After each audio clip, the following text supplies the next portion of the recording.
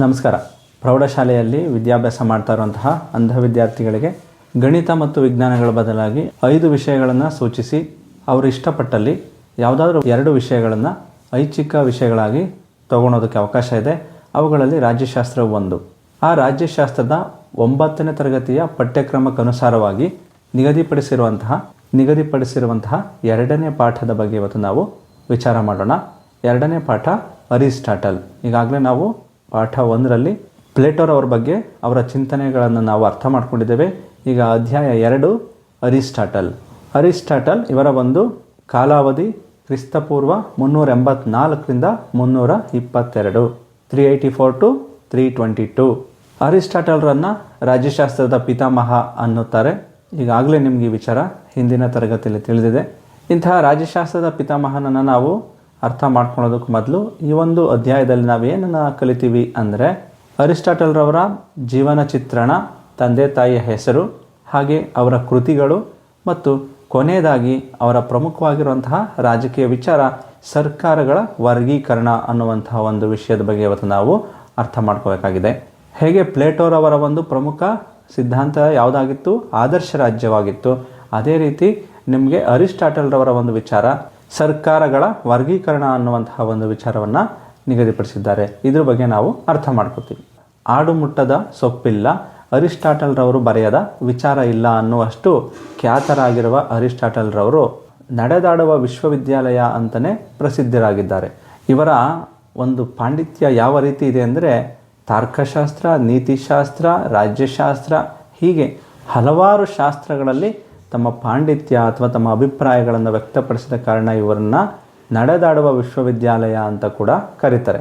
ಅಲ್ಲದೆ ರಾಜ್ಯಶಾಸ್ತ್ರವನ್ನು ವೈಜ್ಞಾನಿಕವಾಗಿ ಅಧ್ಯಯನ ಮಾಡಿದ ಕಾರಣ ಇವರನ್ನು ರಾಜ್ಯಶಾಸ್ತ್ರದ ಪಿತಾಮಹ ಅಂತ ಕೂಡ ಕರೆಯಲಾಗುತ್ತೆ. ಪ್ಲೇಟೋರವರು ಆದರ್ಶವಾದಿ ಆದರೆ ಇವರು ವಾಸ್ತವವಾದಿಯಾಗಿದ್ದಾರೆ. ಅಂದರೆ ಪ್ಲೇಟೋರವರ ಆದರ್ಶ ರಾಜ್ಯವನ್ನು ನಾವು ಜಾರಿಗೆ ತರೋದಕ್ಕೆ ಕಷ್ಟ ಆದರೆ ಇವರ ಒಂದು ರಾಜಕೀಯ ವಿಚಾರಗಳು ಇಂದಿಗೂ ಕೂಡ ನಮಗೆ ಕಣ್ಮುಂದೆನೇ ಇದ್ದಾವೆ.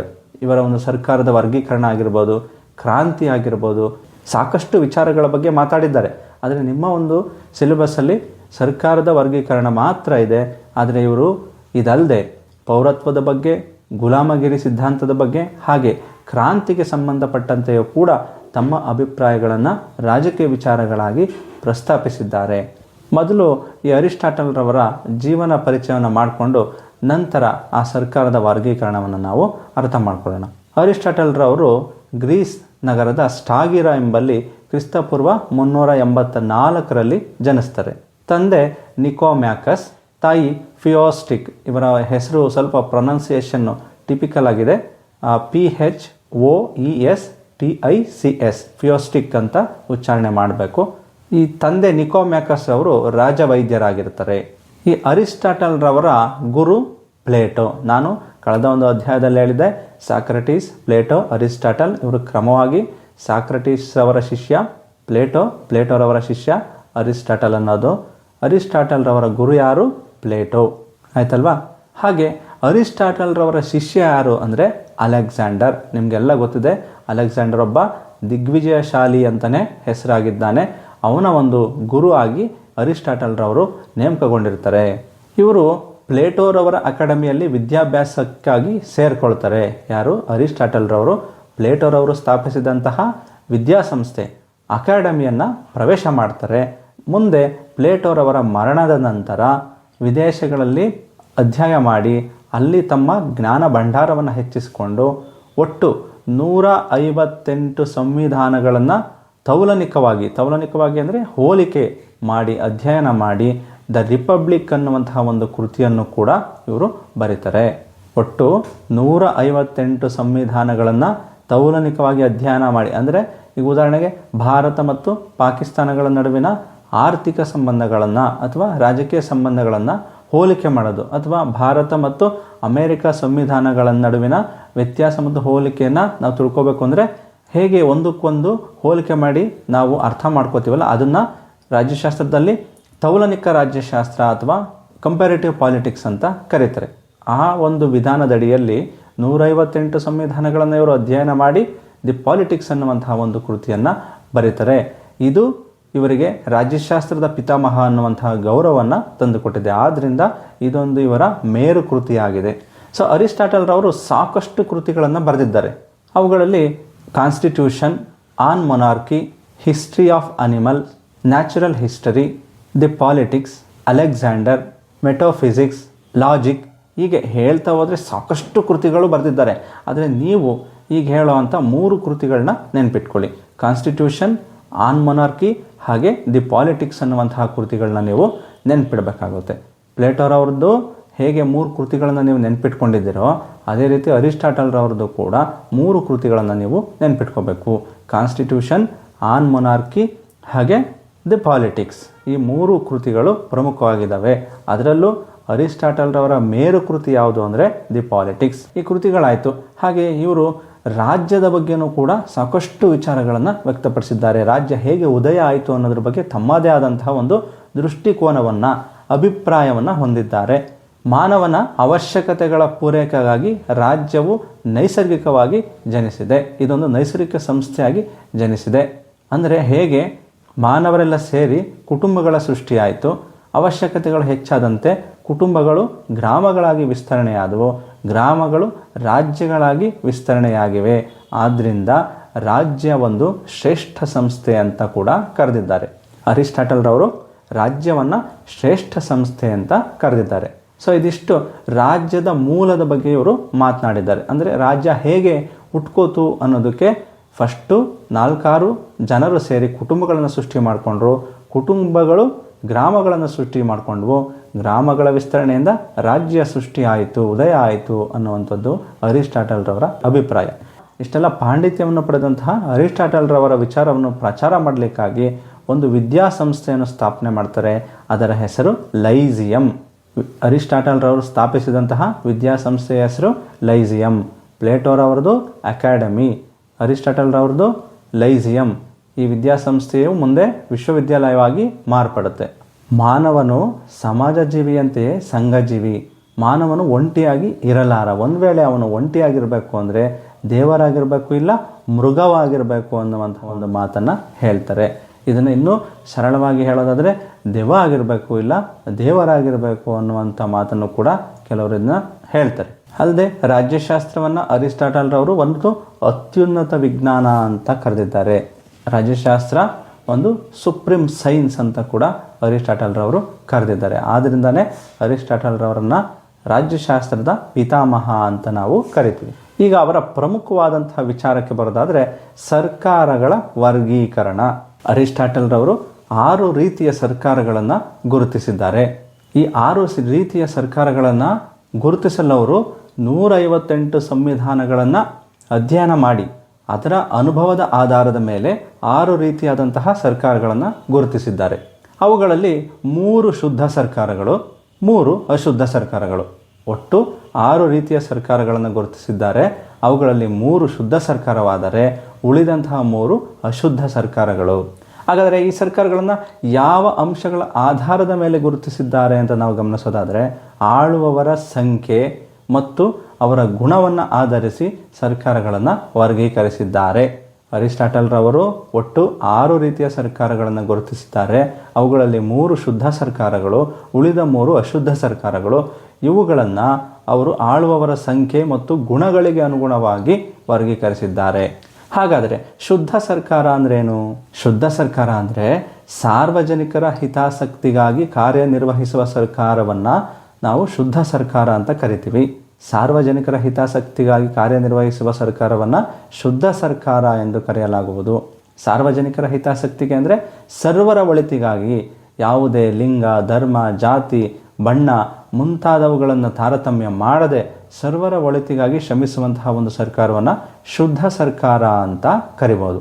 ಹಾಗಾದರೆ ಅಶುದ್ಧ ಸರ್ಕಾರ ಅಂದರೆ ಏನು? ಅಶುದ್ಧ ಸರ್ಕಾರ ಅಂದರೆ ಒಂದು ನಿರ್ದಿಷ್ಟ ವರ್ಗದ ಗುಂಪಿನ ಒಳಿತಿಗಾಗಿ ಕಾರ್ಯನಿರ್ವಹಿಸುವಂತಹ ಸರ್ಕಾರವನ್ನು ನಾವು ಅಶುದ್ಧ ಸರ್ಕಾರ ಅಂತ ಕರಿತೀವಿ.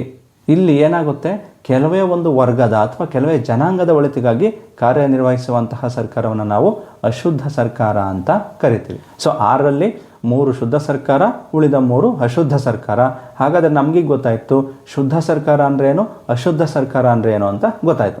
ಈಗ 6 ಸರ್ಕಾರಗಳು ಯಾವ್ಯಾವುದು, ಶುದ್ಧ ಸರ್ಕಾರಗಳು ಯಾವುದು, ಅಶುದ್ಧ ಸರ್ಕಾರಗಳು ಯಾವುದು ಅನ್ನೋದನ್ನು ನಾವು ಗಮನಿಸೋಣ. ಶುದ್ಧ ಸರ್ಕಾರಗಳ ಅಡಿಯಲ್ಲಿ ಬರುವಂಥ 3 ಸರ್ಕಾರಗಳು ಯಾವ್ಯಾವುದು ಅಂದರೆ ರಾಜಪ್ರಭುತ್ವ, ಮೊನಾರ್ಕಿ, ಶ್ರೀಮಂತ ಪ್ರಭುತ್ವ, ಅರಿಸ್ಟೋಕ್ರಸಿ, ನಾಗರಿಕ ಪ್ರಭುತ್ವ, ಪಾಲಿಟಿ. ಈ 3 ಶುದ್ಧ ಸರ್ಕಾರಗಳಾಗಿವೆ. ಮೊದಲನೇದು ರಾಜಪ್ರಭುತ್ವ, ಮೊನಾರ್ಕಿ. ಎರಡನೇದು ಶ್ರೀಮಂತ ಪ್ರಭುತ್ವ, ಅರಿಸ್ಟೋಕ್ರಸಿ. ಮೂರನೇದು ನಾಗರಿಕ ಪ್ರಭುತ್ವ, ಪಾಲಿಟಿ. ಈ 3 ಶುದ್ಧ ಸರ್ಕಾರಗಳಾಗಿವೆ. ಇನ್ನು ಅಶುದ್ಧ ಸರ್ಕಾರಗಳು ಯಾವ್ಯಾವುದು? ಅಶುದ್ಧ ಸರ್ಕಾರಗಳು ಯಾವ್ಯಾವುದು ಅಂದರೆ ನಿರಂಕುಶ ಪ್ರಭುತ್ವ, ಟಿರನಿ, ಮಿತಜನ ಪ್ರಭುತ್ವ, ಓಲಿಗಾರ್ಕಿ, ಹಾಗೆ ಕೊನೆಯದಾಗಿ ಪ್ರಜಾಪ್ರಭುತ್ವ, ಡೆಮೋಕ್ರಸಿ. ಇವುಗಳು ಅಶುದ್ಧ ಸರ್ಕಾರಗಳಾಗಿವೆ. ಶುದ್ಧ ಸರ್ಕಾರದ ಅಡಿಯಲ್ಲಿ ರಾಜಪ್ರಭುತ್ವ, ಶ್ರೀಮಂತ ಪ್ರಭುತ್ವ, ನಾಗರಿಕ ಪ್ರಭುತ್ವಗಳು ಬಂದರೆ, ಅಶುದ್ಧ ಸರ್ಕಾರಗಳ ಅಡಿಯಲ್ಲಿ ನಾವು ನಿರಂಕುಶ ಪ್ರಭುತ್ವ, ಮಿತಜನ ಪ್ರಭುತ್ವ, ಹಾಗೆ ಕೊನೆಯದಾಗಿ ಪ್ರಜಾಪ್ರಭುತ್ವಗಳನ್ನು ನೋಡ್ತೀವಿ. ಒಟ್ಟು 6 ಸರ್ಕಾರಗಳು ಯಾವ್ಯಾವುದು ಅನ್ನೋದು ನಮಗೆ ಗೊತ್ತಾಯಿತು. 6ರಲ್ಲಿ ಯಾವ್ಯಾವ ಶುದ್ಧ ಸರ್ಕಾರ, ಯಾವ್ಯಾವುದು ಅಶುದ್ಧ ಸರ್ಕಾರ ಅನ್ನೋದು ಕೂಡ ಗೊತ್ತಾಯಿತು, ಹೌದಲ್ವಾ? ಈ 6 ಸರ್ಕಾರಗಳನ್ನು ಯಾವ ರೀತಿ ವರ್ಗೀಕರಿಸಿದ್ದಾರೆ ಅಂದರೆ ಆಳುವವರ ಸಂಖ್ಯೆಯನ್ನು ಆಧರಿಸಿ ಅನ್ನೋದು ನಾನೀಗಾಗಲೇ ಹೇಳಿದ್ದೀನಿ. ಅಂದರೆ 3 ರೀತಿಯಾಗಿ ಅವರು ಜನಸಂಖ್ಯೆಯನ್ನು ಅಥವಾ ಆಡಳಿತಗಾರರನ್ನು ವರ್ಗೀಕರಿಸಿಕೊಂಡಿದ್ದಾರೆ. ಅಂದರೆ ಒಬ್ಬನ ಆಳ್ವಿಕೆ, ಕೆಲವರ ಆಳ್ವಿಕೆ, ಹಾಗೆ ಹಲವರ ಆಳ್ವಿಕೆ. ಅಂದರೆ ಒಬ್ಬನ ಆಳ್ವಿಕೆ ಅಂದರೆ ಒಬ್ಬ ವ್ಯಕ್ತಿ, ಎಲ್ಲ ಅಧಿಕಾರಗಳು ಅವನ ಕೈಲಿರುತ್ತೆ. ಕೆಲವರ ಆಳ್ವಿಕೆ ಅಂದರೆ ಇಬ್ಬರು ಇರ್ಬೋದು, 3 ಜನ ಇರ್ಬೋದು, ಅಥವಾ 4 ಜನ ಇರ್ಬೋದು. ಈ ರೀತಿ ಒಟ್ಟಿನಲ್ಲಿ ಇಬ್ಬರಿಗಿಂತ ಹೆಚ್ಚು. ಹಲವರ ಆಳ್ವಿಕೆ ಅಂದರೆ ಸಾಕಷ್ಟು ಜನ ಇರ್ತಾರೆ.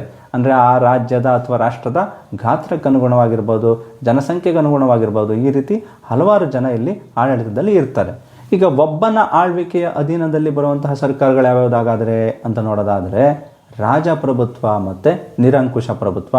ಒಬ್ಬನ ಆಳ್ವಿಕೆಯಲ್ಲಿ ರಾಜಪ್ರಭುತ್ವ ಮತ್ತು ನಿರಂಕುಶ ಪ್ರಭುತ್ವ. ಈ 2 ಸರ್ಕಾರಗಳಲ್ಲಿ ಒಬ್ಬನೇ ಅಂದರೆ ರಾಜಪ್ರಭುತ್ವ ಇರೋ ಕಡೆನೂ ಒಬ್ಬನೇ ಅಧಿಕಾರಿ ಇರ್ತಾನೆ, ನಿರಂಕುಶ ಪ್ರಭುತ್ವದಲ್ಲೂ ಒಬ್ಬನೇ ಅಧಿಕಾರಿ ಇರ್ತಾನೆ. ಇವೆರಡರ ವ್ಯತ್ಯಾಸ ಏನು ಅನ್ನೋದನ್ನು ಮುಂದೆ ನೋಡೋಣ. ಇನ್ನು ಕೆಲವರ ಆಡಳಿತದಲ್ಲಿ ಯಾವ್ಯಾವ ಸರ್ಕಾರಗಳು ಬರ್ತವೆ? ಶ್ರೀಮಂತ ಪ್ರಭುತ್ವ, ಮಿತಜನ ಪ್ರಭುತ್ವ. ಈ 2ರಲ್ಲೂ ಕೂಡ ಕೆಲವರು ಮಾತ್ರ ಆಡಳಿತದಲ್ಲಿರ್ತಾರೆ, ಅಂದರೆ ಅಧಿಕಾರದಲ್ಲಿ ಇರ್ತಾರೆ. ಹಲವರ ಆಡಳಿತದಲ್ಲಿ ಯಾವ್ದು ಬರುತ್ತೆ? ನಾಗರಿಕ ಪ್ರಭುತ್ವ, ಪ್ರಜಾಪ್ರಭುತ್ವ. ಇದಿಷ್ಟು ಕ್ಲಿಯರಾಗಿ ಅರ್ಥ ಮಾಡ್ಕೊಳ್ಳಿ, ಕನ್ಫ್ಯೂಸ್ ಆಗಬೇಡಿ. ಒಬ್ಬರ ಆಳ್ವಿಕೆ, ಕೆಲವರ ಆಳ್ವಿಕೆ, ಹಲವರ ಆಳ್ವಿಕೆ. ಈಗ ಒಂದೊಂದಾಗಿ ನಾವು ರಾಜಪ್ರಭುತ್ವ ಅಂದ್ರೇನು, ಶ್ರೀಮಂತ ಪ್ರಭುತ್ವ ಅಂದ್ರೇನು, ನಾಗರಿಕ ಪ್ರಭುತ್ವ ಅಂದ್ರೇನು ಅನ್ನೋದನ್ನು ವಿವರಣೆಯನ್ನು ನಾವು ಗಮನಿಸೋಣ. ರಾಜಪ್ರಭುತ್ವ, ಮೊನಾರ್ಕಿ ಹಾಗಂದ್ರೇನು? ಅಧಿಕಾರವೆಲ್ಲವೂ ಒಬ್ಬ ವ್ಯಕ್ತಿಯಲ್ಲಿ ಕೇಂದ್ರೀಕೃತವಾಗಿದ್ದು ಕೆಲವು ನಿಯಂತ್ರಣಗಳಿಗೆ ಒಳಪಟ್ಟು ಸಾರ್ವಜನಿಕ ಹಿತಾಸಕ್ತಿಗಾಗಿ ಕಾರ್ಯನಿರ್ವಹಿಸುವ ಸರ್ಕಾರವನ್ನು ರಾಜಪ್ರಭುತ್ವ ಎನ್ನುವರು. ಅಧಿಕಾರವೆಲ್ಲವೂ ಒಬ್ಬ ವ್ಯಕ್ತಿಯಲ್ಲಿ ಕೇಂದ್ರೀಕೃತವಾಗಿದ್ದು ಕೆಲವು ನಿಯಂತ್ರಣಗಳಿಗೆ ಒಳಪಟ್ಟು ಸಾರ್ವಜನಿಕ ಹಿತಾಸಕ್ತಿಗಾಗಿ ಕಾರ್ಯನಿರ್ವಹಿಸುವ ಸರ್ಕಾರವನ್ನು ರಾಜಪ್ರಭುತ್ವ ಎನ್ನುವರು. ಅರಿಸ್ಟಾಟಲ್ ಹೇಳ್ತಾರೆ, ಇಲ್ಲಿ ಅಧಿಕಾರಗಳು ಒಬ್ಬನ ವ್ಯಕ್ತಿಯಲ್ಲ ಕೈಯಲ್ಲಿರ್ತವೆ, ಆದರೆ ಇವನು ಸಾರ್ವಜನಿಕ ಹಿತಾಸಕ್ತಿಗಳನ್ನು ಗಮನದಲ್ಲಿಟ್ಕೊಂಡು ಆಡಳಿತ ನಡೆಸ್ತಾನೆ. ಸಾರ್ವಜನಿಕರಿಗೆ ಏನು ಬೇಕು ಏನು ಬೇಡ ಅನ್ನೋದನ್ನು ಅವನು ನಿರ್ಧಾರ ಮಾಡ್ತಾನೆ. ಅಂದರೆ ರಾಜನ ಸದ್ಗುಣ ಮತ್ತು ಸಾಮರ್ಥ್ಯ ರಾಜ್ಯದ ಕಾನೂನುಗಳಿಗಿಂತಲೂ ಮಿಗಿಲಾಗಿರುತ್ತೆ ಅರಿಸ್ಟಾಟಲ್ ಪ್ರಕಾರ. ಅಂದರೆ ಅವನಿಗೆ ಅಂಥ ಒಂದು ಸದ್ಗುಣ ಇರುತ್ತೆ, ಅಂಥ ಒಂದು ಸಂಯಮ ಇರುತ್ತೆ. ಆದ್ದರಿಂದ ಸಾರ್ವಜನಿಕರಿಗೆ ಬೇಕು ಬೇಡಗಳನ್ನು ಅವನು ನಿರ್ಧಾರ ಮಾಡ್ತಾನೆ. ಹಾಗಾಗಿ ಈ ಒಂದು ಸರ್ಕಾರದಲ್ಲಿ ಪ್ರಜೆಗಳಿಗೆ ದಬ್ಬಾಳಿಕೆ ಆಗದೇ ಇರೋ ರೀತಿ, ಯಾವುದೇ ರೀತಿಯ ದಬ್ಬಾಳಿಕೆಯಿಂದ ಪ್ರಜೆಗಳನ್ನು ರಕ್ಷಿಸುವುದು ರಾಜನ ಪ್ರಥಮ ಕರ್ತವ್ಯ ಅಂತ ಅರಿಸ್ಟಾಟಲ್ರವರು ವಾದಿಸಿದ್ದಾರೆ. ಆದ್ದರಿಂದ ಇದೊಂದು ಆದರ್ಶಪ್ರಾಯ ಸರ್ಕಾರ ಅನ್ನೋದು ಅರಿಸ್ಟಾಟಲ್ರವರ ಅಭಿಪ್ರಾಯ. ಹಾಗಾದರೆ ಇದು ಶಾಶ್ವತವಾಗಿರುತ್ತಾ? ಖಂಡಿತ ಅಲ್ಲ. ಯಾಕೆಂದರೆ ಯಾವುದೇ ಒಬ್ಬ ವ್ಯಕ್ತಿ ಅಧಿಕಾರ ಬರ್ತಾ ಬರ್ತಾ ತಲೆ ತಿರುಗಿ ಅವನಿಗೆ ಪಿತ್ತ ನೆತ್ತಿಗೆ ಇರುತ್ತೆ ಅಂತಾರಲ್ಲ, ಹಾಗೆ ಅವನು ಸ್ವಾರ್ಥನಾಗ್ತಾನೆ. ಆಗ ನಿರಂಕುಶ ಪ್ರಭುತ್ವ ಅನ್ನುವಂಥದ್ದು ಜಾರಿಗೆ ಬರುತ್ತೆ ಅನ್ನೋದು ಅರಿಸ್ಟಾಟಲ್ರವರ ಅಭಿಪ್ರಾಯ. ಸೊ ಈಗ ರಾಜಪ್ರಭುತ್ವ ನೋಡಿದ್ವಿ, ಇದು ಶುದ್ಧ ಸರ್ಕಾರ. ಇದರ ನಂತರ ಅಶುದ್ಧ ಸರ್ಕಾರ ಬರುತ್ತೆ. ಅದ್ಯಾವುದು? ನಿರಂಕುಶ ಪ್ರಭುತ್ವ, ಟಿರನಿ. ನಿರಂಕುಶ ಪ್ರಭುತ್ವದಲ್ಲಿಯೂ ಕೂಡ ಒಬ್ಬನೇ ಅಧಿಕಾರಿ ಇರ್ತಾನೆ. ಮೊದಲು ನಿರಂಕುಶ ಪ್ರಭುತ್ವ ಅಂದರೆ ಏನು ಅನ್ನೋದನ್ನ ಅರ್ಥ ಮಾಡ್ಕೊಳ್ಳೋಣ. ನಿರಂಕುಶ ಅಂದರೆ ಯಾವುದೇ ಅಂಕುಶ ಇರಲ್ಲ. ಇಲ್ಲಿ ಅವನು ಮನ ಬಂದಂತೆ ಅಧಿಕಾರವನ್ನು ಚಲಾಯಿಸ್ತಾ ಇರ್ತಾನೆ. ಅದನ್ನು ಸರಳವಾಗಿ ಹೇಳೋದಾದರೆ ಅಧಿಕಾರವೆಲ್ಲವೂ ಒಬ್ಬ ವ್ಯಕ್ತಿಯ ಕೈಯಲ್ಲಿದ್ದು ಅವನು ತನ್ನ ಸ್ವಾರ್ಥ ಹಿತಕ್ಕಾಗಿ ಆಡಳಿತ ನಡೆಸಿದರೆ ಅದನ್ನು ನಿರಂಕುಶ ಪ್ರಭುತ್ವ ಅಂತ ಕರಿಬೋದು. ಅಧಿಕಾರ ಒಬ್ಬನಲ್ಲೇ ಇರುತ್ತೆ. ಆದರೆ ಇಲ್ಲಿ ಯಾವುದೇ ಸಾರ್ವಜನಿಕ ಹಿತಾಸಕ್ತಿ ಇರೋದಿಲ್ಲ, ಯಾವುದೇ ನಿಯಂತ್ರಣವೂ ಇರೋದಿಲ್ಲ. ಅವನು ಮನಸ್ಸು ಬಂದಂಗೆ ಆಡಳಿತ ನಡೆಸ್ತಾ ಇರ್ತಾನೆ.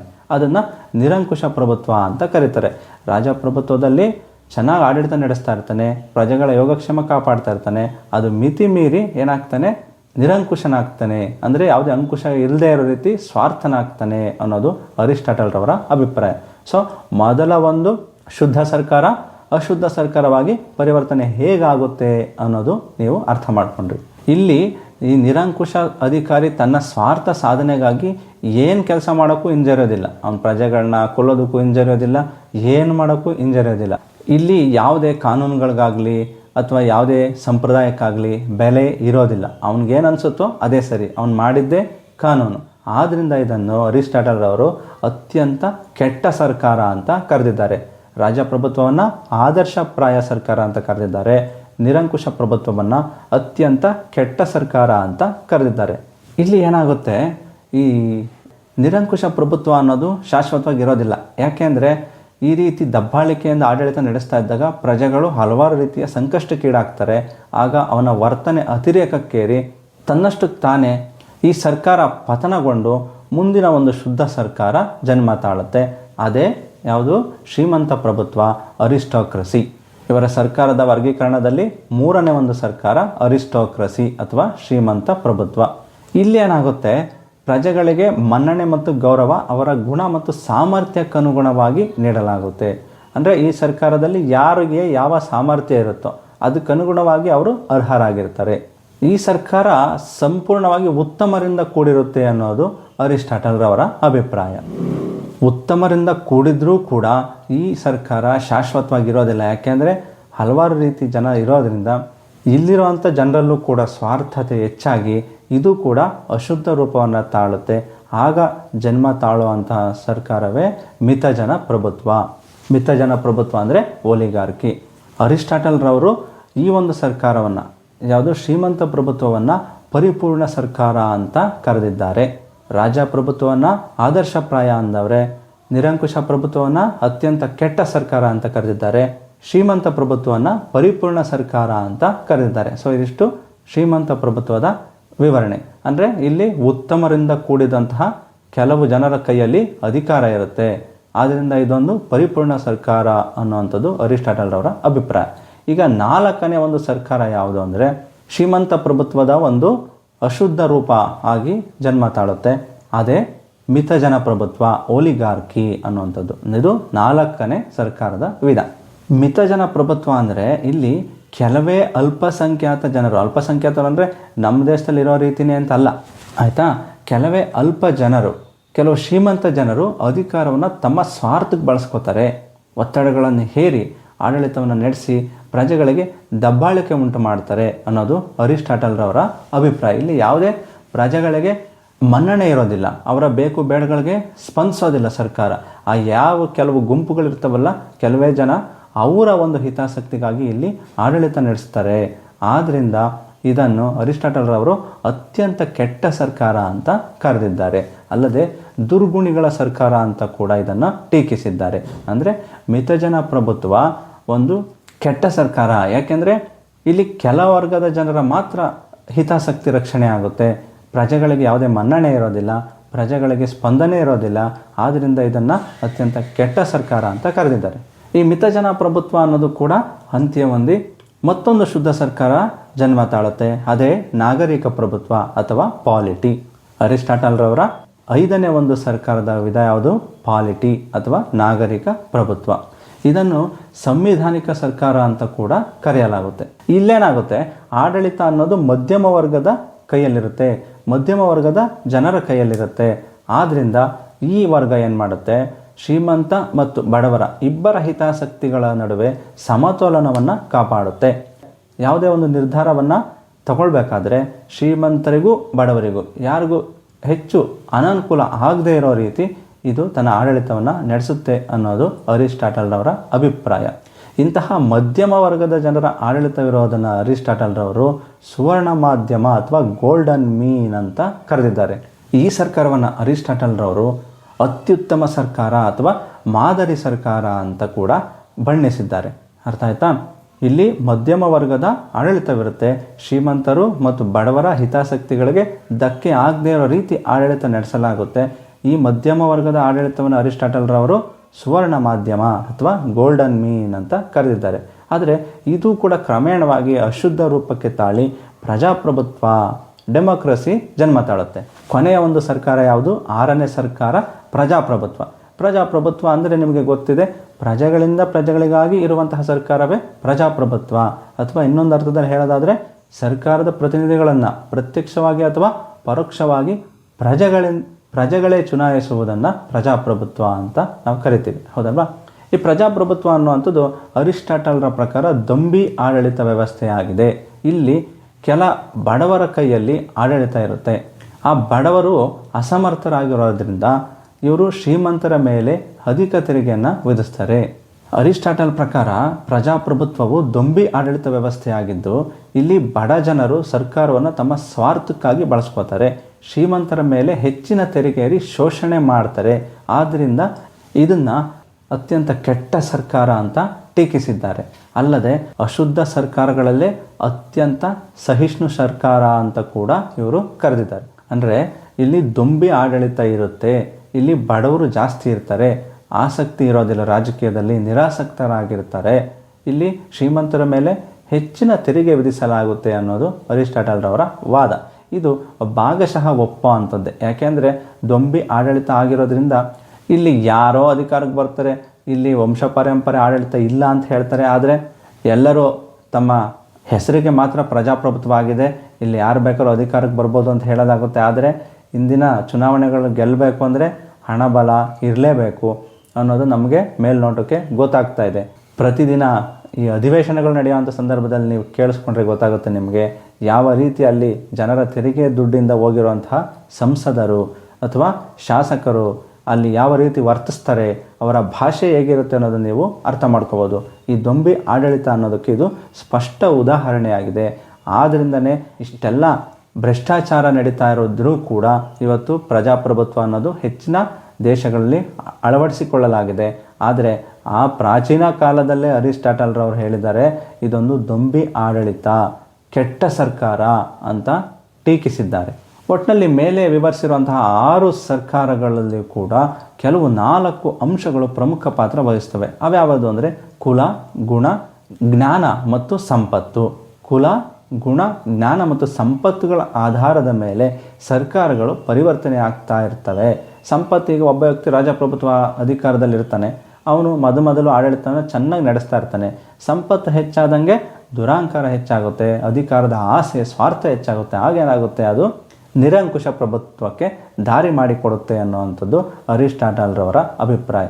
ಈ ಆಧಾರದ ಮೇಲೆ ಸರ್ಕಾರಗಳು ಯಾವುದು ನಿರಂತರವಾಗಿ ಬದಲಾಗ್ತಾ ಇರುತ್ತೆ, ಯಾವುದು ಶಾಶ್ವತವಾಗಿರೋದಿಲ್ಲ. ಒಂದು ಶುದ್ಧ ಸರ್ಕಾರವಾದರೆ ಕ್ರಮೇಣ ಅದೊಂದು ಅಶುದ್ಧ ಸರ್ಕಾರವಾಗಿ ಬದಲಾಗುತ್ತೆ ಅನ್ನೋದನ್ನು ನಾವು ಅರ್ಥ ಮಾಡ್ಕೊಂಡ್ವಿ. ಒಟ್ಟಿನಲ್ಲಿ ಅರಿಸ್ಟಾಟಲ್ ರವರ ಸರ್ಕಾರಗಳು 6 ರೀತಿಯಾದಂತಹ ಸರ್ಕಾರಗಳನ್ನು ಗುರುತಿಸಿದ್ದಾರೆ. ಅವುಗಳಲ್ಲಿ 3 ಶುದ್ಧ ಸರ್ಕಾರಗಳು, 3 ಅಶುದ್ಧ ಸರ್ಕಾರಗಳು ಅನ್ನೋದು ನಮಗೆ ಅರ್ಥ ಆಯಿತು. ಇದು ಒಂದು ಚಕ್ರದ ರೀತಿಯಲ್ಲಿ ಬದಲಾವಣೆ ಆಗ್ತಾ ಇರುತ್ತೆ. ಆದ್ದರಿಂದ ಅರಿಸ್ಟಾಟಲ್ ರವರ ವಿಚಾರಗಳು ಇಂದು ಜೀವಂತವಾಗಿ ಚರ್ಚಾಸ್ಪದ ವಸ್ತುಗಳಾಗಿ ನಮ್ಮ ಕಣ್ಣು ಮುಂದೆ ಇದೆ. ಯಾಕೆಂದರೆ ಎಲ್ಲ ಸರ್ಕಾರಗಳನ್ನು ನಾವು ಕಾಣ್ತಾ ಇದ್ದೀವಿ. ಪ್ರಜಾಪ್ರಭುತ್ವ ಇದೆ, ಶ್ರೀಮಂತ ಪ್ರಭುತ್ವ ಇದೆ, ನಿರಂಕುಶ ಪ್ರಭುತ್ವ ಇದೆ. ಎಲ್ಲ ಸರ್ಕಾರಗಳನ್ನು ಕೂಡ ನಾವು ಆಧುನಿಕ ಯುಗದಲ್ಲಿಯೂ ಕೂಡ ಕಾಣ್ತಾ ಇದ್ದೀವಿ. ಹಾಗೆ ಅವ್ರು ಹೇಳಿರುವಂತಹ ಕೆಲವು ಅಂಶಗಳು ಕೂಡ ಇಂದು ನಮಗೆ ಕಾಣಿಸ್ತಾ ಇದ್ದಾವೆ, ಅಂದರೆ ನಮಗೆ ಅರ್ಥ ಆಗ್ತಾ ಇದ್ದಾವೆ. ಈಗ ಉದಾಹರಣೆಗೆ ಪ್ರಜಾಪ್ರಭುತ್ವ ನೋಡಿ, ಅದೊಂದು ದೊಂಬಿ ಆಡಳಿತ, ಹೌದು, ನಮ್ಗೆ ಅರ್ಥ ಆಗ್ತಾ ಇದೆ. ಆದ್ದರಿಂದ ಇಂಥ ಶ್ರೇಷ್ಠ ವಿಜ್ಞಾನಿಯನ್ನು, ರಾಜಕೀಯ ಚಿಂತಕನನ್ನು, ಅರಿಸ್ಟಾಟಲ್ರನ್ನು ನಾವು ರಾಜ್ಯಶಾಸ್ತ್ರದ ಪಿತಾಮಹ ಅಂತ ಕರೆದಿದ್ದೀವಿ. ಸೊ ಇದಿಷ್ಟು 2ನೇ ಒಂದು ಅಧ್ಯಾಯ ಅರಿಸ್ಟಾಟಲ್ ರವರ ವಿಚಾರಗಳು. ಈಗ ಅಭ್ಯಾಸದ ಅಡಿಯಲ್ಲಿರುವಂತಹ ಕೆಲವು ಪ್ರಶ್ನೆಗಳನ್ನು ನಾವು ಗಮನಿಸೋಣ. ಒಂದು ವಾಕ್ಯದಲ್ಲಿ ಉತ್ತರಿಸಿ. ಮೊದಲ ಪ್ರಶ್ನೆ, ಅರಿಸ್ಟಾಟಲ್ ರವರು ಯಾವಾಗ ಜನಿಸಿದರು? ಕ್ರಿಸ್ತಪೂರ್ವ 384. ಅರಿಸ್ಟಾಟಲ್ ರವರ ಗುರು ಯಾರು? ಉತ್ತರ ಪ್ಲೇಟೋ. ಅರಿಸ್ಟಾಟಲ್ ರವರು ಸ್ಥಾಪಿಸಿದ ಶಾಲೆಯ ಹೆಸರೇನು? ಉತ್ತರ ಲೈಸಿಯಂ. ಅರಿಸ್ಟಾಟಲ್ ರವರ ಶ್ರೇಷ್ಠ ಕೃತಿಯನ್ನು ಹೆಸರಿಸಿ. The politics. ಅರಿಸ್ಟಾಟಲ್ ರವರು ಯಾವ ಸರ್ಕಾರವನ್ನು ಅತ್ಯುತ್ತಮ ಸರ್ಕಾರ ಎಂದು ಕರೆದಿದ್ದಾರೆ? ನಾಗರಿಕ ಪ್ರಭುತ್ವ, ಪಾಲಿಟಿ. ಖಾಲಿ ಬಿಟ್ಟ ಜಾಗವನ್ನು ತುಂಬಿರಿ ಅಥವಾ ಬಿಟ್ಟ ಸ್ಥಳ ತುಂಬಿರಿ. ಅರಿಸ್ಟಾಟಲ್ ರವರು ಡ್ಯಾಶ್ ಎಂಬಲ್ಲಿ ಜನಿಸಿದರು, ಸ್ಟಾಗಿರಾ ಎಂಬಲ್ಲಿ ಜನಿಸಿದರು. ಅರಿಸ್ಟಾಟಲ್ ರವರು ರಾಜ್ಯಶಾಸ್ತ್ರವನ್ನು ಒಂದು ಡ್ಯಾಶ್ ವಿಜ್ಞಾನ ಎಂದು ಕರೆದಿದ್ದಾರೆ, ಅತ್ಯುನ್ನತ ವಿಜ್ಞಾನ. ಅರಿಸ್ಟಾಟಲ್ ರವರು ರಾಜ್ಯವನ್ನು ಒಂದು ಡ್ಯಾಶ್ ಸಂಸ್ಥೆ ಎಂದು ಕರೆದಿದ್ದಾರೆ, ಶ್ರೇಷ್ಠ. ಅಂದರೆ ಅರಿಸ್ಟಾಟಲ್ ರವರು ರಾಜ್ಯವನ್ನು ಒಂದು ಶ್ರೇಷ್ಠ ಸಂಸ್ಥೆ ಎಂದು ಕರೆದಿದ್ದಾರೆ. ಅರಿಸ್ಟಾಟಲ್ ರವರು ಡ್ಯಾಶ್ ಸಂವಿಧಾನಗಳನ್ನು ತೌಲನಿಕವಾಗಿ ಅಧ್ಯಯನ ಮಾಡಿದ್ದಾರೆ, 158 ಸಂವಿಧಾನಗಳನ್ನು ಅವರು ತೌಲನಿಕವಾಗಿ ಅಧ್ಯಯನ ಮಾಡಿದ್ದಾರೆ. ಅರಿಸ್ಟಾಟಲ್ ರವರು ಮಧ್ಯಮ ವರ್ಗದ ಆಧಿಪತ್ಯವನ್ನು ಡ್ಯಾಶ್ ಎಂದಿದ್ದಾರೆ, ಸುವರ್ಣ ಮಾಧ್ಯಮ ಅಥವಾ ಗೋಲ್ಡನ್ ಮೀನ್ ಎಂದಿದ್ದಾರೆ. 2-3 ವಾಕ್ಯದಲ್ಲಿ ಉತ್ತರಿಸಿ. ರಾಜಪ್ರಭುತ್ವ ಎಂದರೇನು? ಅಧಿಕಾರವೆಲ್ಲವೂ ಒಬ್ಬ ವ್ಯಕ್ತಿಯಲ್ಲಿ ಕೇಂದ್ರೀಕೃತವಾಗಿದ್ದು ಕೆಲವು ನಿಯಂತ್ರಣಗಳಿಗೆ ಒಳಪಟ್ಟು ಸಾರ್ವಜನಿಕ ಹಿತಾಸಕ್ತಿಗಾಗಿ ಕಾರ್ಯನಿರ್ವಹಿಸುವ ಸರ್ಕಾರವನ್ನು ರಾಜಪ್ರಭುತ್ವ ಎನ್ನುವರು. ನಿರಂಕುಶ ಪ್ರಭುತ್ವ ಎಂದರೇನು? ಸೇಮ್, ಸ್ವಲ್ಪ ಬದಲಾವಣೆ ಆಗುತ್ತೆ. ಅಧಿಕಾರವೆಲ್ಲವೂ ಒಬ್ಬ ವ್ಯಕ್ತಿಯ ಕೈಯಲ್ಲಿ ಕೇಂದ್ರೀಕೃತವಾಗಿದ್ದು ಯಾವುದೇ ನಿಯಂತ್ರಣಗಳಿರದೆ ತನ್ನ ಸ್ವಾರ್ಥ ಹಿತಕ್ಕಾಗಿ ಕಾರ್ಯನಿರ್ವಹಿಸುವ ಸರ್ಕಾರವನ್ನು ನಿರಂಕುಶ ಪ್ರಭುತ್ವ ಎನ್ನುವರು. ಸುವರ್ಣ ಮಾಧ್ಯಮ ಎಂದರೇನು? ನಾಗರಿಕ ಪ್ರಭುತ್ವದಲ್ಲಿ ಅಧಿಕಾರವು ಮಧ್ಯಮ ವರ್ಗದ ಕೈಯಲ್ಲಿದ್ದು ಶ್ರೀಮಂತ ಮತ್ತು ಬಡ ವರ್ಗಗಳ ನಡುವೆ ಹಿತಾಸಕ್ತಿಯಲ್ಲಿ ಸಮತೋಲನ ಕಾಪಾಡುವುದರಿಂದ ಇದನ್ನು ಸುವರ್ಣ ಮಾಧ್ಯಮ ಎನ್ನುವರು. ನಾಗರಿಕ ಪ್ರಭುತ್ವದಲ್ಲಿ ಅಧಿಕಾರವು ಮಧ್ಯಮ ವರ್ಗದ ಜನರ ಕೈಯಲ್ಲಿದ್ದು ಶ್ರೀಮಂತ ಮತ್ತು ಬಡ ವರ್ಗಗಳ ಹಿತಾಸಕ್ತಿಗಳ ನಡುವೆ ಸಮತೋಲನವನ್ನು ಸಾಧಿಸುವುದರಿಂದ ಇದನ್ನು ಸುವರ್ಣ ಮಾಧ್ಯಮ ಅಥವಾ ಗೋಲ್ಡನ್ ಮೀನ್ ಎನ್ನುವರು. ಅರಿಸ್ಟಾಟಲ್ ರವರು ಪ್ರಜಾಪ್ರಭುತ್ವವನ್ನು ಅತ್ಯಂತ ಕಳಪೆ ಮಟ್ಟದ ಸರ್ಕಾರ ಎಂದು ಕರೆಯಲು ಕಾರಣವೇನು? ಪ್ರಜಾಪ್ರಭುತ್ವವು ದೊಂಬಿ ಆಡಳಿತ ವ್ಯವಸ್ಥೆಯಾಗಿದ್ದು ಬಡ ವರ್ಗದವರು ಸರ್ಕಾರವನ್ನು ತಮ್ಮ ಸ್ವಾರ್ಥಕ್ಕಾಗಿ ಬಳಸಿಕೊಂಡು ಹೆಚ್ಚಿನ ತೆರಿಗೆಯನ್ನು ಶ್ರೀಮಂತರ ಮೇಲೆ ವಿಧಿಸುವುದರಿಂದ ಇದನ್ನು ಅತ್ಯಂತ ಕಳಪೆ ಮಟ್ಟದ ಸರ್ಕಾರ ಎಂದು ಟೀಕಿಸಿದ್ದಾರೆ. ಮುಂದೆ ಇರುವಂಥವು ಲಾಂಗ್ ಆನ್ಸರ್ ಕ್ವಶನ್ಸ್, ನೀವು ಓದ್ಕೊಳ್ಳಿ. ಯಾವುದಾದ್ರು ಗೊತ್ತಾಗಿಲ್ಲ ಅಂದರೆ ಕಮೆಂಟ್ ಮಾಡಿ, ನಾನು ತಿಳಿಸ್ಕೊಡ್ತೀನಿ. ಇದಿಷ್ಟು ಅರಿಸ್ಟಾಟಲ್ ರವರ ವಿಚಾರಗಳು. ಮುಂದೆ ಮಹಾತ್ಮ ಗಾಂಧೀಜಿಯವರ ವಿಚಾರಗಳನ್ನು ಅಧ್ಯಾಯ 3ರಲ್ಲಿ ಆ ವಿವರಣೆಯೊಂದಿಗೆ ನಾನು ನಿಮ್ಮನ್ನು ಭೇಟಿ ಮಾಡ್ತೀನಿ. ಅಲ್ಲಿವರೆಗೂ ಧನ್ಯವಾದಗಳು.